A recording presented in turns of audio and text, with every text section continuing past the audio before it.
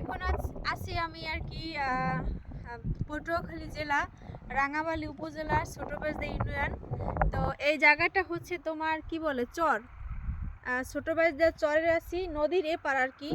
তো শুধু নদী আর নদী, এগুলো হচ্ছে তোমার ছোট ছোট বাঁধ। এই যে এখন এই বাঁধ তৈরি করছে, এগুলো আর কদিন পরে তোমার রাত্রেবেলা বাঁধ কাটলে অনেক আর কি নদীর মাছ পাওয়া যায়। এই জন্য আসলে এগুলো বাঁধ দিয়ে রাখে যাতে মাছ বেশি জমা হয়, তখন আর কি ধরা যায়। আর হচ্ছে আমার আব্বুর আর কি তরমুজ ক্ষেত।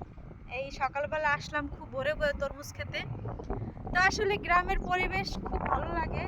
আর দেখেন চারপাশে কিন্তু কোনো ঘর দুয়ার নাই, শুধু গাছ। ওই পাশটা হচ্ছে গাছ বন, মানে একবারে সম্পূর্ণটাই গাছ বন।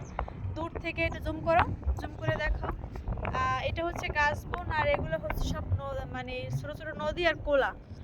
আমাদের আর কি গ্রাম বাংলায় বলে কোলা, আর যেটা আর কি বইয়ের ভাষায় বলে বিল। তো সেই বিলে আর কি আমরা আসছি। তো জায়গাটা আসলে মেবি অনেক সুন্দর এবং পরিবেশ। আসলে আমার তো না খেয়ে থাকলেও মনে হয় এখানে মন টেকবে, এমন একটা পরিবেশ। আর পিছনে হচ্ছে আমাদের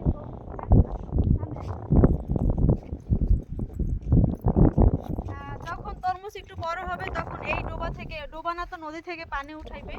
আর এই হচ্ছে আমাদের ক্ষেত। আর কিছু লোক কিন্তু ওই যে অলরেডি চাষ করতেছে, তরমুজের চারা অলরেডি বড় করছে।